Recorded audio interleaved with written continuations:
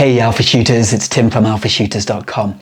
So I've got a quick lens comparison for you today, and I'm simply going to be comparing the autofocus performance between the new Sony E70-350 G lens for APS-C cameras like the Sony A6400, and I'm going to be comparing that against the Sony FE 70-300 G lens for full frame cameras like the Sony A7 III. So it's going to be a very simple test. My dog Frank is simply going to be running towards me. I'm going to be shooting both lenses on the Sony A6400, and we're going to see how many keepers we get. Now, before we jump into the video, please do check down in the description field or the pinned comment, and there you'll find a link to my rolling comparison between these two lenses.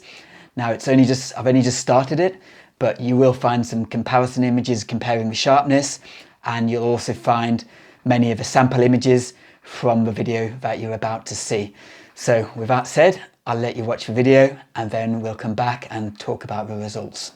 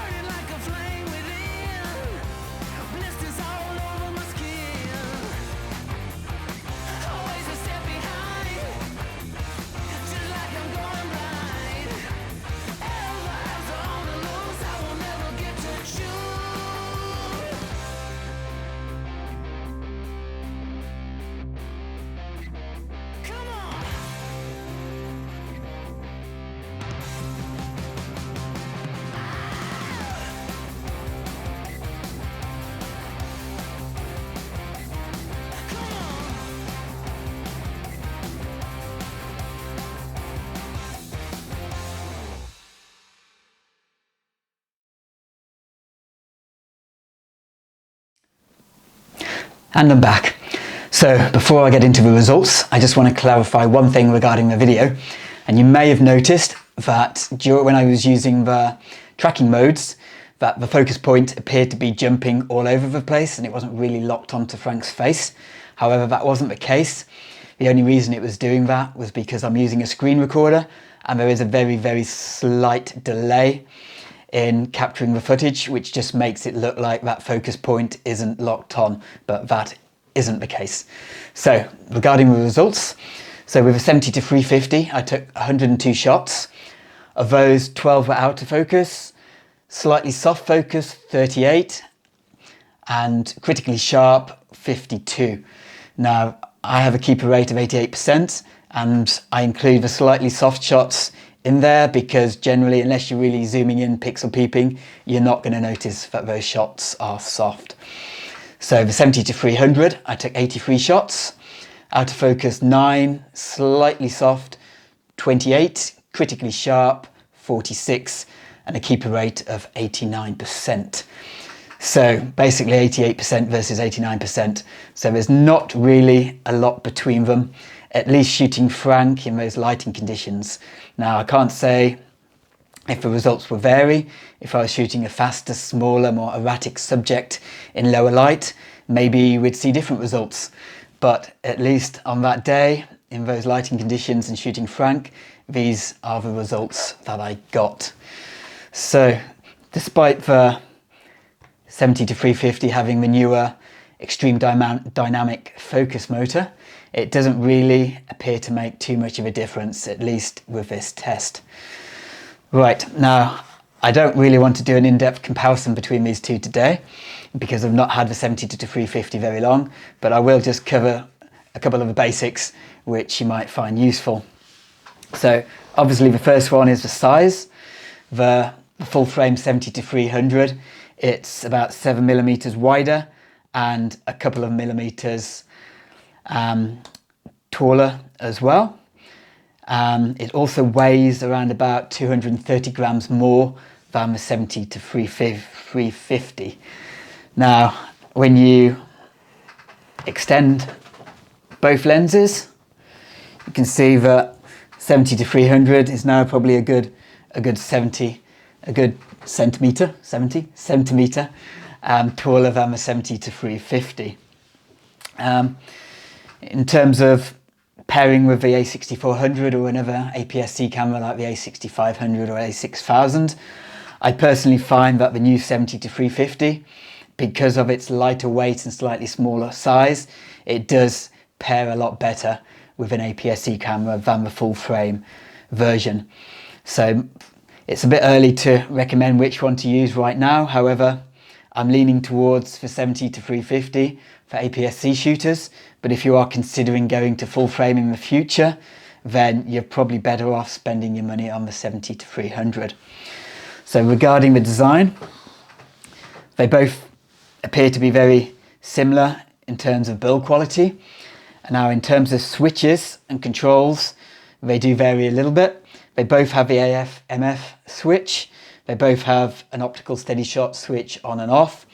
However, whilst the 70-300 has a focus limiter switch, which allows you to switch between full focus range or 3 meters to infinity, sadly, the 70-350, Sony decided to omit that focus limiter switch, which personally I find quite disappointing, as it really is quite useful to help speeding up the focus, as well as if you might be at an event like a motorsport event and you're shooting through some fencing, and you can just hit that limiter and it'll focus on the bikes, the cars on the other side of the fence instead of trying to acquire focus on the fencing. The same in a zoo, if you were shooting an animal on the other side of the fencing, again you can use that focus limiter to stop the lens from focusing on the fence, and you'll just blur out the fence and focus on that animal. So why Sony decided to omit that, I don't know. I guess they wanted to save a few dollars, whilst personally I would rather have paid another $50 and had that switch on the lens, because I find it personally very useful. So I'm a little bit disappointed about that.